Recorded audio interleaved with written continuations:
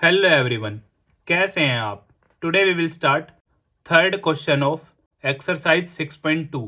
अब ज़्यादा देर ना करते हुए हम शुरू करते हैं। Question number 3। In given figure L M parallel to C B and L N parallel to C D prove that A M upon में A B is equal to A N upon में A D. जैसा कि figure आप सभी के सामने given है और क्वेश्चन भी आपके सामने है, तो हम स्टार्ट करते हैं। सबसे पहले हम लिख लेते हैं गिवन। तो गिवन है हमें L N parallel to C B and L N parallel to C D to prove. हमें प्रूव क्या करना है?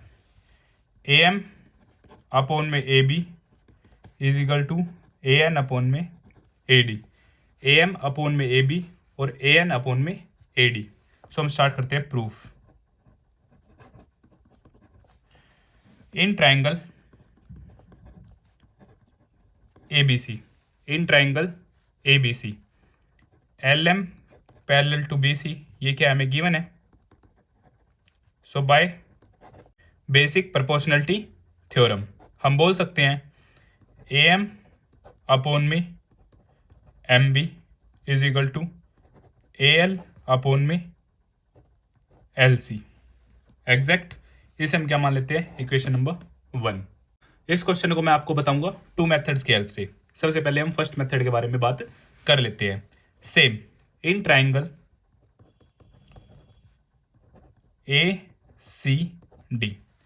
ACD ट्राइंगल, यहां पे भी हमें गिवन है L N parallel to C D,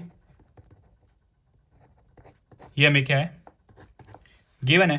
तो यहां से मैं बोल सकता हूं ए एन अपॉन में N D is equal to A L upon में एल सी। इसे हम क्या मान लेते हैं? Equation number 2। So from equation number 1 and 2, right hand side हमारी दोनों में क्या है? सेम है। तो यहां से मेरी लेफ्ट हैंड साइड क्या हो जाएगी? इक्वल हो जाएगी। बट हमें प्रूव तो क्या करना है? ए एम अपॉन में A B is equal to A N upon में ए डी, और यहाँ से आया मेरा ए एम अपॉन में M B is equal to A N upon में एन डी। तो यहाँ से हम क्या कर लेते हैं? रेसिप्रोकल कर लेते हैं इसे, उल्टा। तो यहाँ से एम बी अपॉन में A M is equal to में एन डी अपॉन में A N. Add one both sides. अब दोनों तरफ क्या कर देते हैं? 1 ऐड कर देते हैं। सो एम बी अपॉन में ए एम प्लस 1 और एन डी अपॉन में ए एन प्लस 1। अब यहाँ से हम क्या लेते हैं? एलसीएम लेते हैं। सो यहाँ से ए एम और ऊपर ए एम, जब ए एम के अपॉन में आएगा तो 1 की जब मल्टीप्लाई होगी एम बी से M B, 1 down. So A M की जब 1 से मल्टीप्लाई होगी ए एम, यहाँ से ए एन से ए एन कट, 1 की एन डी से मल्टीप्लाई होगी N D, 1 down, A N की 1 से मल्टीप्लाई होगी A N. Exact M B plus में ए एम, ये हो जाता है मेरा ए बी अपॉन में ए एम, और यहाँ से एन डी प्लस में ए एन, ये हो जाता है मेरा ए डी अपॉन में ए एन।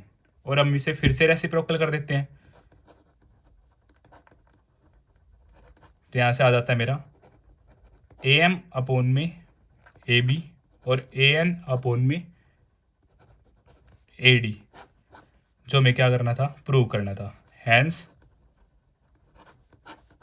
प्रूव्ड।